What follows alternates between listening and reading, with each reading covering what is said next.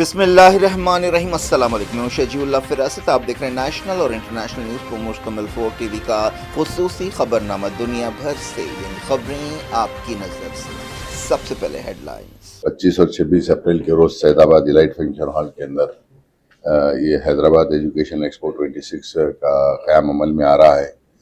میں زیادہ سے زیادہ اسکولوں سے یہی خواہش کروں گا کہ آپ اس کے اندر حصہ لیں اور تعلیم کے اندر لوگوں کی اور اس کے اندر ہمت افزائی ہو سکتی ہے۔ ایک اچھا شعور بیداری کا بھی ایک ذریعہ ہے، یہ اچھا کام ہے، تعلیم کے لیے کام کر رہے ہیں، اور میں جو بھی ذمہ داران یہ تعلیم کے لیے کام کر رہے ہیں ان کو بھی مبارکباد دیتا ہوں۔ شکریہ۔ Welcome to Hidayah Islamic International School, where education meets excellence. A world-class learning environment designed to inspire young minds. Every morning begins with warmth, respect, and a welcoming atmosphere. Experienced teachers and active participation. Hands-on experiment in our modern science labs. A well-stocked library nurtures a love for reading and knowledge. With strong Islamic values, join Hidayah Islamic International School. Your child's bright future begins here.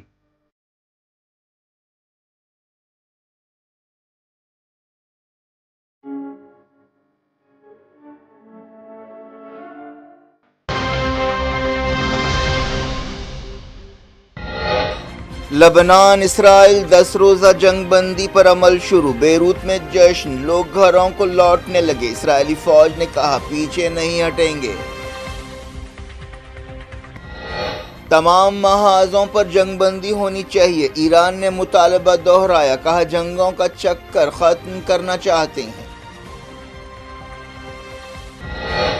Iran کے ساتھ deal قریب ہے، Trump نے کیا اعلان، کہا اسلام آباد میں ویکینڈ پر بات چیت ہو سکتی ہے۔ ترکی میں 4 مسلم ملکوں کے فارن منسٹرز کی میٹنگ، مڈل ایسٹ امن کوششوں پر بات چیت، شہباز شریف ایردوان سے ملاقات کریں گے۔ برطانیہ اور فرانس نے کی ہرمز پر 40 ملکوں کی میٹنگ، انڈیا بھی شریک، اہم سمندری راستے کو کھولنے پر بات چیت۔ غازہ واٹر پلانٹ پر اسرائیلی فوج کا حملہ، فلسطینی جاں بحق، مسجد اقصی میں 75,000 مسلمانوں نے جمعے کی نماز ادا کی۔ جموں کشمیر میں ڈی لمیٹیشن پر پاکستان کی تنقید، انڈیا نے کہا کسی کو اندرونی معاملوں میں بولنے کا حق نہیں ہے۔ الہ آباد ہائی کورٹ نے دوہری شہریت کیس میں راہل گاندھی کے خلاف ایف آئی آر درج کرنے کا دیا حکم۔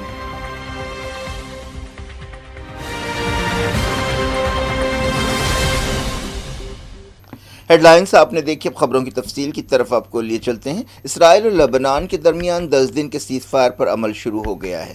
دوسری طرف امریکی صدر ڈونلڈ ٹرمپ نے دعویٰ کیا ہے کہ ایران کے ساتھ ڈیل بہت قریب ہے۔ ٹرمپ نے کہا کہ لبنان اور اسرائیل کے درمیان 2 ہفتوں کے اندر وائٹ ہاؤس میں ایک اہم میٹنگ ہوگی۔ اسرائیل اور لبنان کے درمیان 10 دن کے سیز فائر کے اعلان کے بعد بیروت میں جشن منایا گیا۔ ٹرمپ نے اسے لبنان کے لیے تاریخی دن قرار دیا اور کہا کہ امریکہ اور ایران جنگ کو ختم کرنے کے لیے ایک الگ سے ڈیل کے بالکل قریب ہیں۔ جنگ بندی کے اعلان کے بعد ہزاروں لوگ لبنان میں اپنے گھروں کی طرف چل پڑے۔ ڈونلڈ ٹرمپ نے امید ظاہر کی کہ عارضی جنگ بندی کی مدت بڑھانے کی ضرورت نہیں پڑے گی، جو 21 اپریل کو ختم ہونے والی ہے، کیونکہ دونوں ملک پائیدار جنگ بندی کے لیے ایک ڈیل کریں گے۔ ٹرمپ نے کہا کہ ایران ڈیل کرنا چاہتا ہے اور ہم اس کے ساتھ اچھی طرح سے پیش آ رہے ہیں۔ امریکی صدر نے اس سے پہلے دعویٰ کیا کہ ایران نے اپنے افزودہ یورینیم کو حوالے کرنے سے اتفاق کیا ہے، ایران نے اس پر کوئی تبصرہ نہیں کیا ہے۔ ٹرمپ نے کہا کہ ایران کے ساتھ کسی بھی ڈیل میں اسلامی جمہوریہ کو نیوکلیئر ہتھیار حاصل کرنے سے روکا جائے گا۔ ٹرمپ نے کہا کہ ویکینڈ پر پاکستان کے دارالحکومت اسلام آباد میں ایران کے ساتھ بات چیت پھر سے شروع ہوگی۔ پاکستان کے army chief field marshal Asim Munir نے امریکہ کا ایک پیغام پہنچانے کے لیے ایران کا دورہ کیا۔ انہوں نے وہاں ایرانی پارلیمنٹ کے اسپیکر باقر قلیباف اور ایران کے صدر مسعود پزشکیان سے ملاقات کی۔ ایران کے صدر نے مصالحت کی کوششوں میں پاکستان کے رول کی تعریف کی۔ تہران میں پاکستان کے آرمی چیف سے بات چیت کرتے ہوئے پزشکیان نے ان کے اور شہباز شریف کے رول کی تعریف کی۔ انہوں نے اسلام آباد میں ایرانی ڈیلیگیشن کی میزبانی کے لیے پاکستان کا شکریہ ادا کیا۔ انہوں نے کہا کہ ایران خطے کا استحکام بگاڑنا نہیں چاہتا بلکہ پڑوسی ملکوں کے ساتھ دوستانہ تعلقات چاہتا ہے۔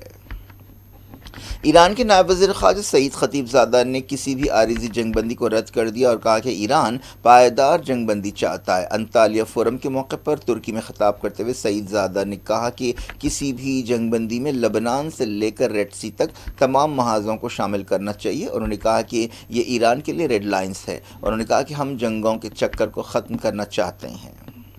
آبنائے ہرمز کے بارے میں انہوں نے کہا کہ یہ سمندری راستہ ہمیشہ کھلا رہا ہے۔ یہ راستہ ایران کے علاقے میں لیکن سب کے لیے کھلا رہا ہے۔ انہوں نے خطے میں استحکام متاثر ہونے کے لیے امریکہ اور اسرائیل کو ذمہ دار ٹھہرایا اور کہا کہ ان کی حرکتوں کی وجہ سے عالمی تجارت اور معیشت پر برا اثر پڑا ہے۔ لبنان نے اسرائیل پر جنگ بندی کی خلاف ورزی کا الزام بھی لگایا ہے۔ اسرائیلی وزیر اعظم بنجامن نیتنیاہو نے کہا کہ اسرائیلی فوجیں لبنان کے ان علاقوں سے پیچھے نہیں ہٹیں گی جہاں انہوں نے حال ہی میں قبضہ کیا۔ اسرائیلی وزیر دفاع اسرائیل کاٹز نے کہا کہ جنگ بندی عارضی ہے اور سپاہی اپنی پوزیشن سے پیچھے نہیں ہٹیں گے۔ وزیر دفاع نے کہا کہ حزب اللہ کے خلاف آپریشن ابھی ادھورا ہے۔ بنجامن نیتنیاہو نے کہا کہ اسرائیل سفارتی کوششوں کو آگے بڑھانے کے لیے سیز فائر سے اتفاق کر چکا ہے لیکن ساؤتھ لبنان میں اسرائیلی سپاہی برقرار رہیں گے جہاں ان کی حزب اللہ کے ساتھ لڑائی ہوئی ہے۔ انہوں نے لبنان میں 10 کلومیٹر کے سیکیورٹی زون کی بات کی۔ انہوں نے کہا کہ ہم وہاں ہیں اور وہاں سے جا نہیں رہے ہیں۔ حزب اللہ نے کہا کہ وہ اسرائیلی موجودگی کے خلاف مزاحمت کرتی رہے گی۔ سیز فائر کے اعلان سے پہلے حزب اللہ کے راکٹ حملوں میں اسرائیل میں بعض لوگ زخمی ہوئے۔ امریکی صدر ڈونلڈ ٹرمپ نے کہا کہ ایران کے ساتھ دوسرے دور کی بات چیت اس ویکینڈ پر ہو سکتی ہے۔ اس کا یہ مطلب لیا جا رہا ہے کہ اتوار کو بات چیت ہو سکتی ہے۔ لبنان کی فوج نے ایک پوسٹ میں جمعے کو اسرائیل کی طرف سے جنگ بندی کی بعض خلاف ورزیوں کا ذکر کیا۔ امریکی صدر کی طرف سے جنگ بندی کا اعلان کیا گیا جس کا مقصد لبنان میں اسرائیلی فوج اور حزب اللہ ملیٹنٹس کے درمیان لڑائی کو روکنا ہے۔ حزب اللہ رسمی طور پر اس سمجھوتے کا حصہ نہیں ہے۔ UN چیف اینٹونی گوٹریز نے اسرائیل اور لبنان کے درمیان سیز فائر کا خیر مقدم کیا اور تمام فریقوں سے کہا ہے کہ وہ جنگ بندی کا احترام کریں۔ گوٹریز کے ترجمان اسٹیفن جارک نے کہا کہ سیکریٹری جنرل لبنان اسرائیل جنگ بندی کے لیے امریکہ کی تعریف کر رہے ہیں اور انہیں امید ہے کہ عارضی جنگ بندی سے بات چیت کا راستہ صاف ہوگا۔ گوٹریز نے کہا کہ عالمی قانون کے تحت جنگ بندی کی پاسداری کی جائے گی۔ حزب اللہ نے کہا کہ اس کے فائٹرز کے ہاتھ ٹریگر پر ہیں اور وہ دشمن کی طرف سے کسی بھی سبوتاژ پر نظر رکھے ہوئے ہیں۔ حزب اللہ کے المنار ٹیلی ویژن پر جاری بیان میں کہا گیا کہ مزاحمت کے سپاہی اپنا فرض ادا کر رہے ہیں۔ حزب اللہ نے کہا کہ اس کے فائٹرز نے قبضہ کیے ہوئے فلسطینی علاقوں میں اسرائیلی ٹارگٹس پر حملے کیے۔ حزب اللہ نے کہا کہ وہ صہیونی جارحیت کے خلاف ڈٹ کر کھڑی ہوئی ہے۔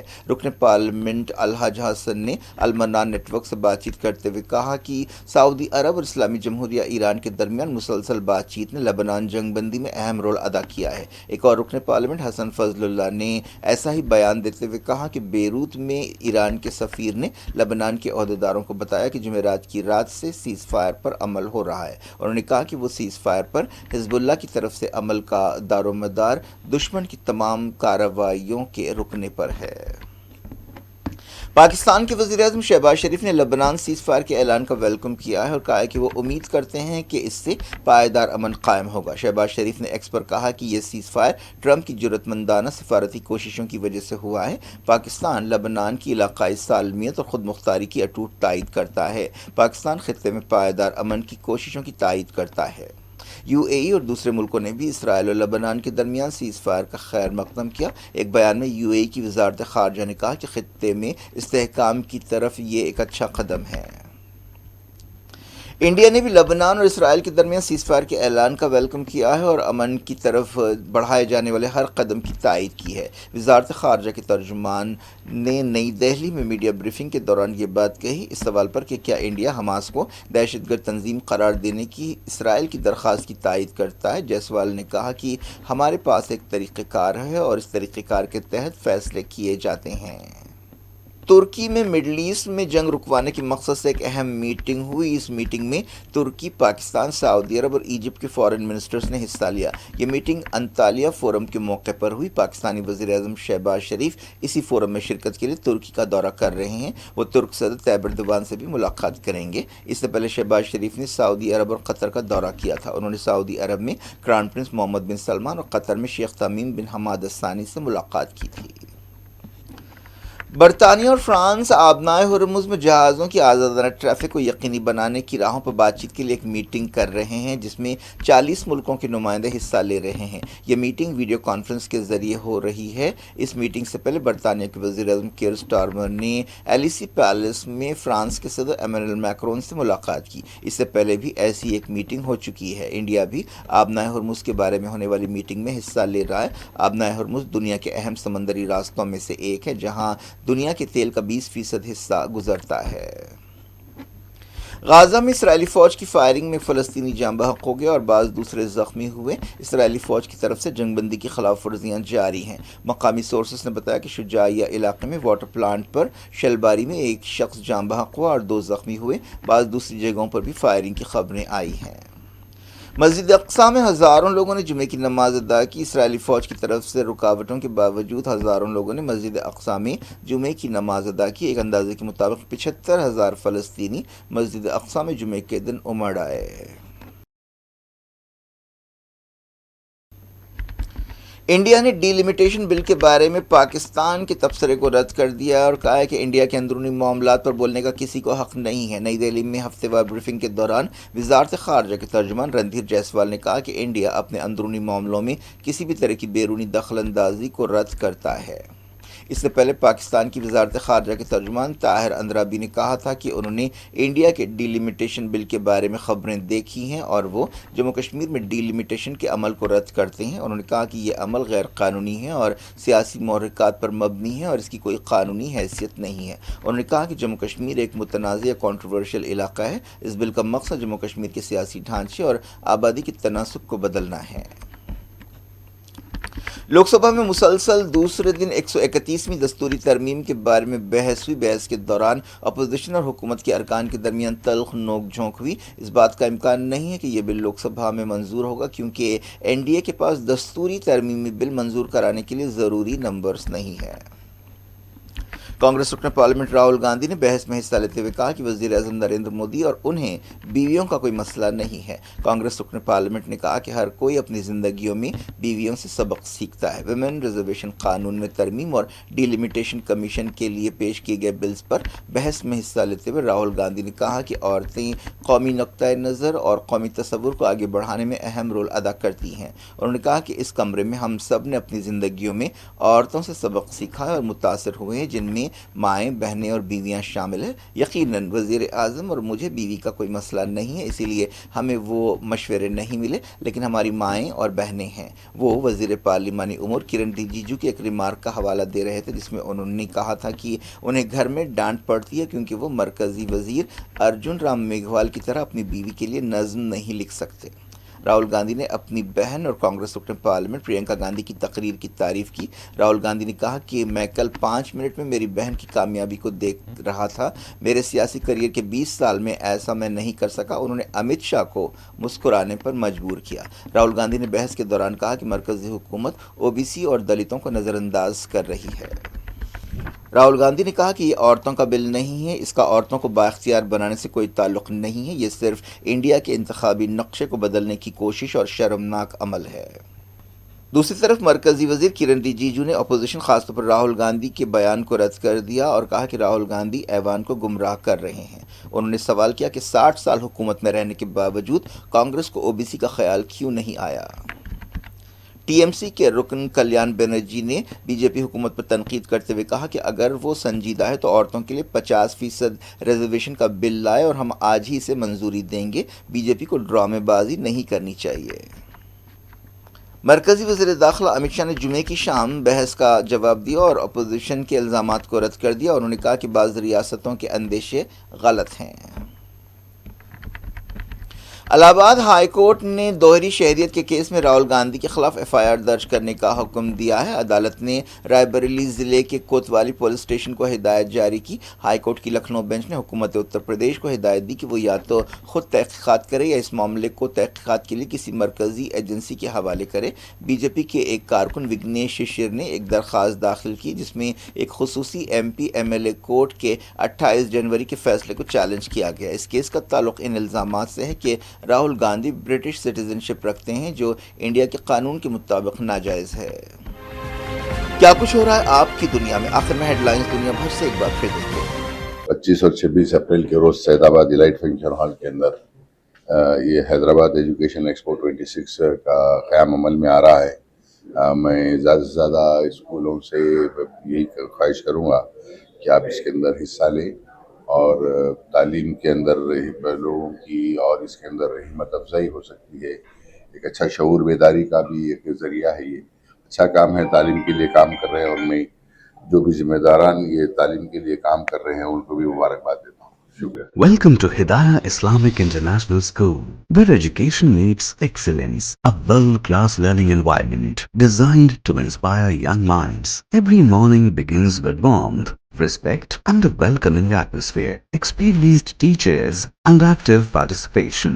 Hands-on experiment in our modern science labs. A well-stocked library nurtures a love for reading and knowledge. With strong Islamic values, join Hidayah Islamic International School. Your child's bright future begins here.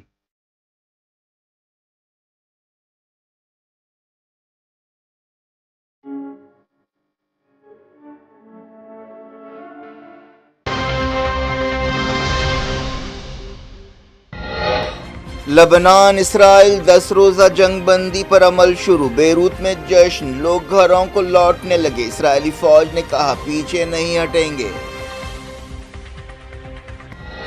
تمام محاذوں پر جنگ بندی ہونی چاہیے، ایران نے مطالبہ دہرایا، کہا جنگوں کا چکر ختم کرنا چاہتے ہیں۔ ایران کے ساتھ ڈیل قریب ہے، ٹرمپ نے کیا اعلان، کہا اسلام آباد میں ویکینڈ پر بات چیت ہو سکتی ہے۔ ترکی میں 4 مسلم ملکوں کے فارن منسٹرز کی میٹنگ، مڈل ایسٹ امن کوششوں پر بات چیت، شہباز شریف ایردوان سے ملاقات کریں گے۔ برطانیہ اور فرانس نے کی ہرمز پر 40 ملکوں کی میٹنگ، انڈیا بھی شریک، اہم سمندری راستے کو کھولنے پر بات چیت۔ غازہ واٹر پلانٹ پر اسرائیلی فوج کا حملہ، فلسطینی جاں بحق، مسجد اقصی میں 75,000 مسلمانوں نے جمعے کی نماز ادا کی۔ جموں کشمیر میں ڈی لمیٹیشن پر پاکستان کی تنقید، انڈیا نے کہا کسی کو اندرونی معاملوں میں بولنے کا حق نہیں ہے۔ الہ آباد ہائی کورٹ نے دوہری شہریت کیس میں راہل گاندھی کے خلاف ایف آئی آر درج کرنے کا دیا حکم۔